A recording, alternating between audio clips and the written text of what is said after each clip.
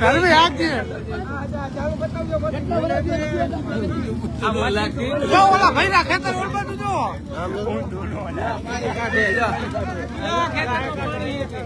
આ જો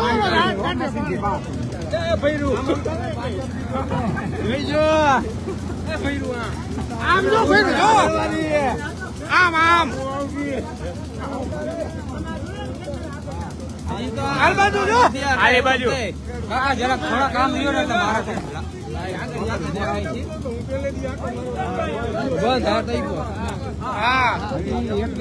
પાણી આ બાજુ લાગ્યું આપણે ઓછું લાગ્યું એવું નથી બે બાજુ હતું હજી 4 દિવસ થયા હા આ રહ્યું ને આમ લાગ્યું ભર્યું હતું ઠેઠ માં લખ્યું આ પાણી ના હિસાબે થઈ ગયું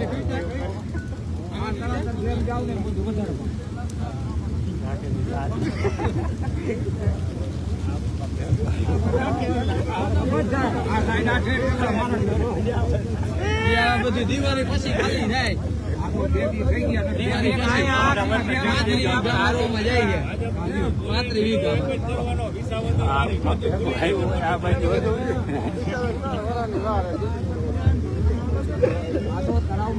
હા જો ભાઈ આ રહીએ કપા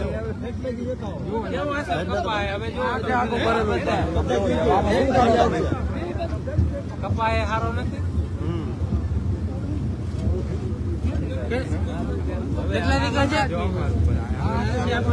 હા બધી થઈ 2500-3000 વીઘા જમીન પથારી ફરી જાય હા હજી 4 દી થયા હા દેખાય નહીં જો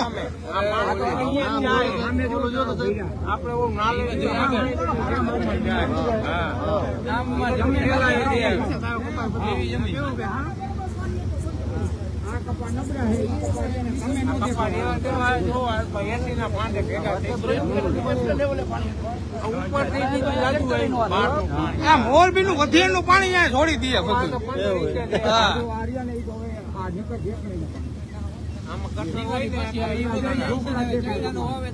બીજું કઈ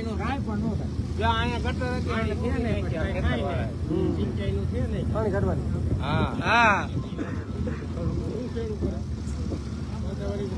કોઈ નિકાલ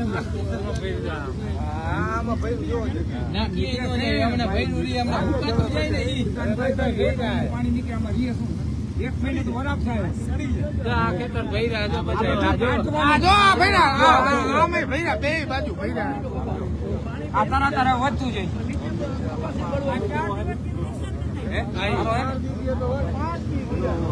એટલું બધું દેખાય કેવું આખા ગામનું પાણી ફેરવી પાછું આમ કાઢવું ઓલું લે ઓલું જોમ કરે નિકાલ આ જો સાહેબ આપણું ખેતર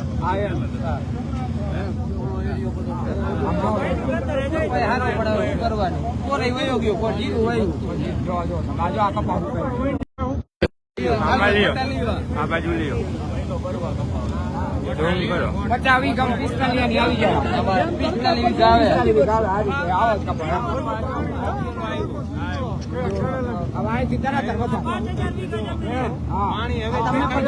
45 આથી જબરા રાખી દેજો હા ઓલા ખડે જાવ દિયો ખડે જાવ દે પાણી ખડે જાવ દે દેખાય આ પાણી વધારે દેખાય હોય ઈ તો ઓછામાં ઓછું આ તો હજી ઓછું છે પાણી આ ભાઈ ને આ ટીમ દેખાવાના વિચાર કરો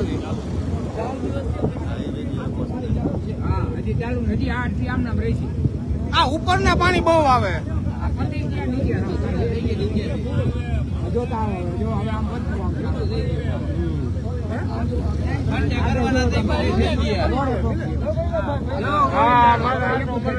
ગોવિંદભાઈ નું જો પાછળ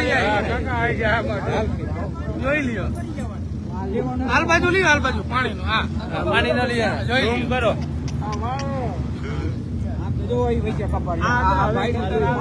ગોવિંદભાઈ પાછળ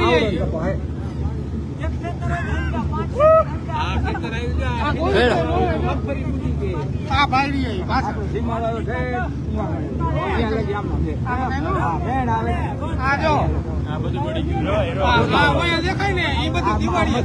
પડ્યા ઉપર પાટું હવે તૈયાર હતા 20-25 દિવસ પછી આ કપા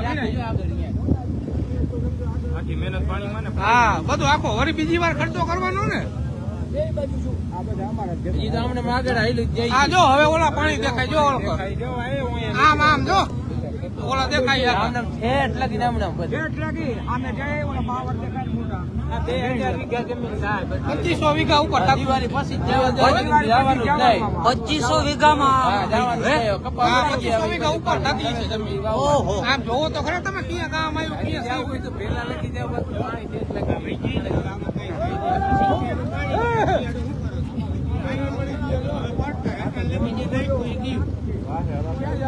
અહીંયા રખાઈ દો.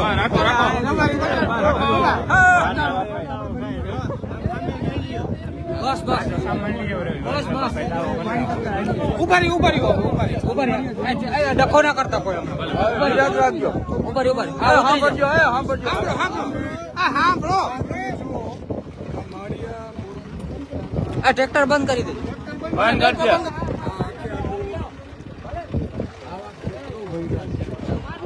અંદાજે 4000 વીઘા જમીન 4 થી 5000 વીઘા જમીન આખું પાણીમાં ડૂબ છે. ભાજપના નેતાઓને અહીંયા એવું આવે કે ભાઈ આ રકાબી જેવું છે જેમ ઘેડમાં છે એવી રીતે કરીને છટકી જાય. હવે આ ખેડૂતોએ ક્યાં જવું? તમે જુઓ આ કપાસ છે એ કપાસ સડી ગયું છે જાજા આખે આખું સડી ગયું છે ને બરોબર છે ને? અને આ કોના ખેતર છે? આ બધા તમારું છે. જો આવો અહીંયા શું નામ છે તમારું? જિગ્નેશભાઈ નું આ ખેતર છે. તમે વિચાર માંડવી વાવેલી છે. હા તમને માંડવી દેખાય છે કે માંડવી છે. હા બિયારણ કેટલા રૂપિયા લીધેલું મણ? અહીંયા આવો જિગ્નેશભાઈ, 2500 ની આસપાસ. 2500 રૂપિયે આપણે સિંગ લીધી હતી બિયારણ માંડવી અને પછી એમાં દવા ફેરવી હશે 2 થી 3 હજાર દવા થઈ પછી નિંદામણ થયું 1000 રૂપિયા નિંદામણ લાગી એટલે 1000 રૂપિયા જેવું થઈ ગયું. 20000 નો ખર્ચ થયો. વીઘે 10,000 નો ખર્ચ થઈ ચૂક્યો છે. અને હવે આમાં જો મગફળી ક્યાંય દેખાતી નથી. ભૂપેન્દ્રભાઈ ને કહું છું, બિલ્ડર હોવું એ અલગ વાત છે, ખેડૂત હોવું અને ખેડૂતના દીકરા હોવું એ અલગ વાત છે. હા, તમે ભાગ્યશાળી છો કે ખેતીનું ખોળ ના જાણો, ખાતરનું ખોળ ના જાણો, જંતુનાશક દવામાં મોનોકોટો કોઈ હોય ખબર ન પડે. સારા મુખ્યમંત્રી બની ગયા છે, ખરેખર લકી છે. હવે કેના કારણે બન્યા જો એ રામ જાણે, મારો નાથ જાણે. પણ આવા હજારો લાખો ખેડૂતો તમને બધું આપી રહ્યા છે. આ ધંધા કરવા માટે તમે ભાજપ પર ચડી બેઠા છો.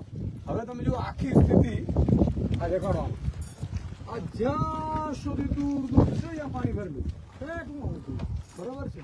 2000 વીઘા જમીન છે અને એ સામેની સાઈડ પણ આમાં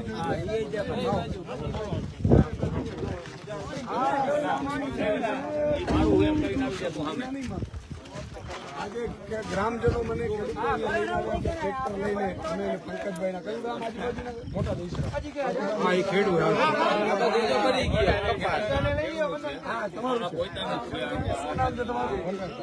વનરાજભાઈ. હવે આમાં કપાસ વાવેલું છે. હા, કપાસ બધી પાછા વરસાદમાં પાણીમાં બધી ગયા તુવેર વાવી છે. હા, 12 થી 15,000 નો વીઘે ખર્ચો કરી નાખ્યો.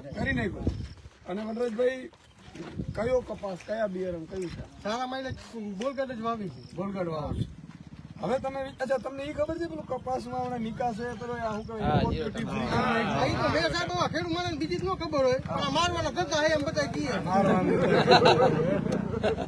તમે વિચાર કરો, નરેન્દ્રભાઈ ને ખબર નહીં કેમ એમ આમ આવું છે 8,500 કરોડ નો પ્લેન હોય ને એટલે મને પોતાને એમ થાય કારું બધું સુખી જશે. ખરેખર આવું થાય. અને 30-40 વર્ષ સુધી તમે મને બેહાડી દો ને તો હું નઠારો થઈ જાઉં. મને એમ જ થાય પ્રજા બિચારી ભોળી છે ને આને ડરાવશું ધમકાવશું. અને ભાજપ નવી સિસ્ટમ અપનાવી. મેં ઘણા બધા ભાજપ કહું કે ભાઈ તમે આ બધા મત કેમ મળી જાય. એટલે આમ તો ભાજપ ઘૂસવા ન દઈએ એટલે હિન્દુ ધર્મનું રખેવાળ છે ને ઓઢું ઓઢીને આવે અને મારા બધા બિચારાઓને આવી રીતે રખડતા કરી નાખે. તમે કલ્પના કરો આ કપાસ છે. તૈયાર પાક હતા. આજે ગુજરાતમાં 20 લાખ હેક્ટરમાં કપાસનું વાવેતર છે. ટ્રમ્પના દબાણથી નરેન્દ્રભાઈ 20 લાખ હેક્ટરમાં એક હેક્ટર એક ખેડૂત હશે ને, માની લો કે તો 20 લાખ ખેડૂતો એને પૂછ્યા વગર કપાસ વાવી દીધા. પછી ત્યાંથી કપાસ અમેરિકા કપાસ મંગાવી. આનું થાય જ નહીં આ વિસ્તારનું તો. પણ માની લો કે આજુબાજુના જેટલા વિસ્તારોમાંથી કપાસ થાય ને, એ કપાસ થશે ને એનોય ભાવ નથી મળવાનો. હવે 2014માં તમે કહો 1500 રૂપિયા ભાવ હતો કપાસ, અને ત્યારે બિયારણ ઓછું હતું, આપણે કપાસ વીણવાની મજૂરી ઓછી હતી. અત્યારે કેટલી વીણવાની મજૂરી કેટલી? 180 થી 200 રૂપિયા.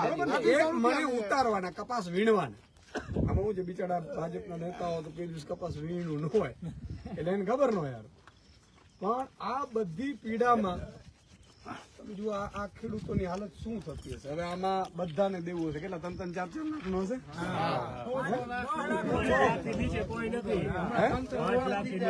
5 લાખ થી નીચે કોઈ નથી. બીજા નંબરમાં અમારે અહીંયા સુવિધા નથી સિંચાઈની. હવે આ મોલ કાઢીને અમારે કરવું શું? અમારે સિંચાઈની અહીંયા સુવિધા હોય તો અમને એમ થાય સિંચાઈની સુવિધા છે. હવે એ તો વસ્તુ છે ને, અમારે પાણી જ નથી. આ મોલ ભરી ગયું, આ પાણી હમણાં સુકાઈ જાય એટલે અમારા હવે જે વાવેતર કરી એ બરોબર ચડાવવાનો હે, આમાં કાંઈ લેવાનું નથી. કેનાલ હોય તો ને, અમારે કેનાલ જ નથી અહીંયા. એક વાત એ સમજવાની, ઘણા લોકો એમ કે સર્વે કરીશું. સાલાના સર્વે દેખાતું નહીં હોય, પણ મારો સર્વે કોનું કરે એ ખબર નથી પડતી. બોલો, બેઠા બેઠા જાપે કરી નાખે. જાપે નહીં કરતા. મને લાગે છે ગાંધીનગરની ઓફિસ માંથી સર્વે. હવે આમાં આખું કપાસ બધાને ખબર છે, અને આ લોકોના સર્વે માં કઈ નહીં આવે. વળતર નહીં દે. વળતર નહીં દે. 2-5 દીએ તો હવે મિત્રો બીજી વાત એ છે, આ બધા ખેડૂતો છે, આમ જોતા કરોડો રૂપિયાની જમીન છે. કરોડો રૂપિયાની જમીન હોવા છતાંય આ લોકો દેવાના ડુંગરમાં કેમ છે હવે ખબર પડી તમને? મારે શહેરના જનતાને પણ કહેવા માંગુ છું કે તમે એમ કહો છો ને કે ખેડૂતને બધું લેવું છે, ખેડૂતને લઈ લેવું છે, ખેડૂતને કઈ મળતું જ નથી. ખેડૂતને જો પૂરતો ભાવે મળે ને, અત્યારે 2500 રૂપિયા કપાસનો, અને આ વ્યવસ્થા સારી રીતે કરે ને તો મારે કાંઈ નથી જોતું. અમે તમારે ખરેખર શહેરના જનતાએ ખેડૂતને ખેડૂતના દીકરાનો આભાર માનવો જોઈએ. અને તમે જમવા બેસો છો તો ભગવાનને પ્રાર્થના કરવી જોઈએ કે મારો ખેડૂત આ જમવા પહોંચાડનાર મારા ખેડૂતનો દીકરો ભૂખ્યો ન સુવે. હવે હમણાં વનરાજભાઈએ છે એણે કીધું કે આમાં હવે કપાસમાં કાંઈ છે નહીં, કે સિંચાઈની વ્યવસ્થા છે નહીં, કાંઈ મળશે નહીં.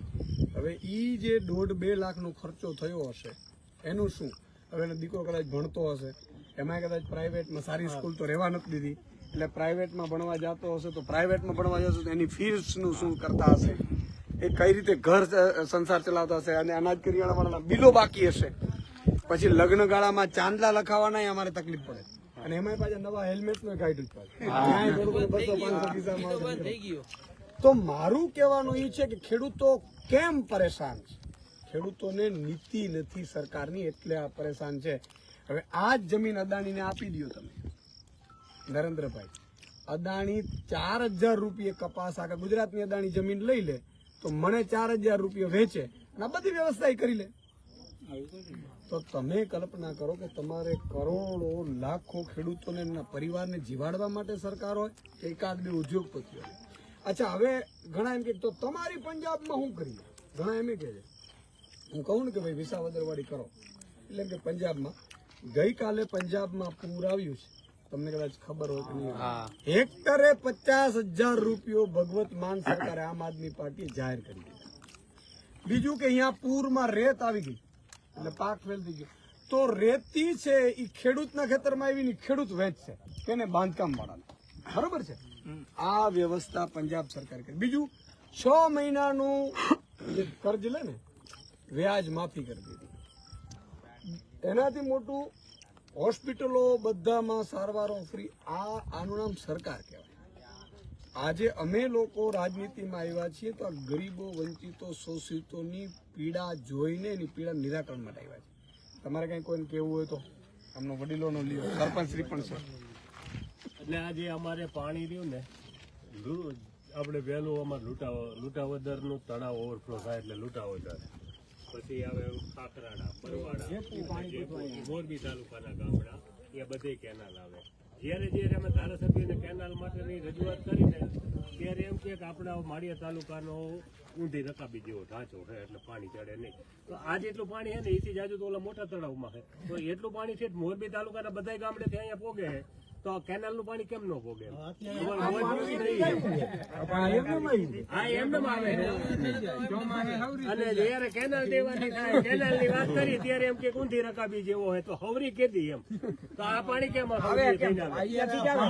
મોરબી તાલુકાના ગામડાનું જ પાણી દેશમાં આવે. અમે એક જ નક્કી ખાખરાના, કર્યું છે. બરવાડા અને લોટા ઉધર એ ચારે ગામડાનું પાણી અમારે આવે. આજે નાના તળાવમાં પાણી નથી ને, એથી જાજુ પાણી ઓલા મોટા તળાવમાં છે. જો આ એટલું પાણી અહીંયાથી કુદરતી આવી જાય છે, કેનાલ થી ન આવે. એવું નથી.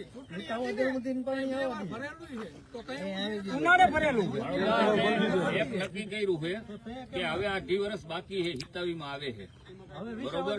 હિતાવીમાં જો અમને અહીંયા સિંચાઈ નહીં આપે સુવિધા, અને અમારો એક આ પાણીનો નિકાલ જે કાંતિલાલ અમૃતિયા આ 30 વર્ષથી અમને રમાડે છે, જો આ સિંચાઈ જે નુકસાની માટે જે પાણીનો અમારો નિકાલનો પ્રશ્ન હલ નહીં કરે તો આવતી હિતાવીમાં અમારે કઈ કરવાની છે? વારી જ કરવાની છે. એવું નામ લેશો ને તો હમણાં બધા કામ થવા માંડશે. આપણે તો રાજી છીએ. જો રાજનીતિ એટલા માટે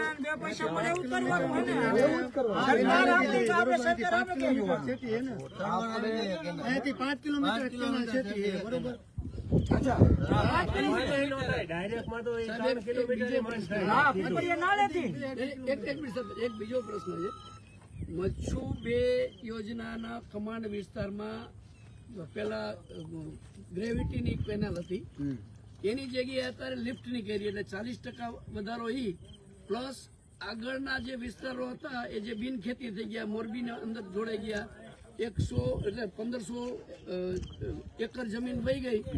એટલો જો કમાન્ડ વધારે ને તો પણ આવે છે. અને દર વખતે જયારે કેનાલ છૂટે છે ત્યારે દહીસરાના તળાવમાં પાણી આવે છે અને 1500 હેક્ટર જમીનનું ઇરિગેશન ઓલરેડી અહીંની રીતે થાય છે વિધાઉટ કેનાલ. કેનાલની જરૂર નથી, ડાયરેક્ટ પાણી આવે. બીજું મચ્છુ 2 ડેમ છે સાહેબ, એ સૌની યોજનાનો મધર ડેમ છે. અહીંથી ડેટ તમારા દ્વારકા સુધી પાણી જવાનું છે પાઇપલાઇન દ્વારા, પણ આ લોકો માટે નથી. 8 કિલોમીટર નથી આવું, અહીંયા નથી દેવું. અમારે ડાયરેક્ટ 3 થી 4 કિલોમીટર બાદ થાય.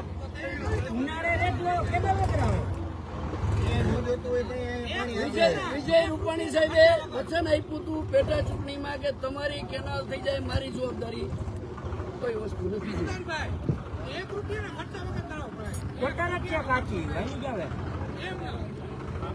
કાંઈ વાંધો નહીં. આ બધાને આપણે આશા રાખીએ કે અત્યારે મુખ્યમંત્રી પણ કદાચ તમને મોનિટરિંગ, તમારી ટીમ કદાચ આ વિડીયો તમને પહોંચાડશે. મારી વિનંતી છે, આ તમને રિયાલિટી, તમને અધિકારીઓ નહીં કે તમારા મંત્રીઓ નહીં કે આ તમે પણ કદાચ 1-2 વર્ષ માટે હશો, કારણ કે ભાજપની જે ટેવ છે તમને કાઢી મૂકશે, તો કાઢી મૂકે એ પહેલા બધું કરી દો એવી મારી વિનંતી છે. આ ધારાસભ્ય શ્રી તો છે થવાનું નથી, આ લોકોએ નક્કી કર્યું છે 4 લાખ ખેડૂતો છે ને એનો પરિવારો આના ઉપર નભી રહ્યા છે. આપણે એના રોટલા ઉપર આપી તો શકતા નથી કંઈ. આને લૂંટવાનું બંધ કરીએ અને કામ કરો એવી મારી વિનંતી છે. ન્યૂઝ દ્વારા આવે છે તો એને રાખો ને. ન્યૂઝ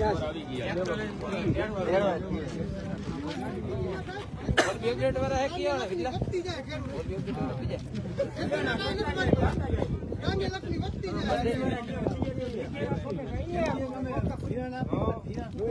જાપે આવ્યા નાલા લગીને આવ્યા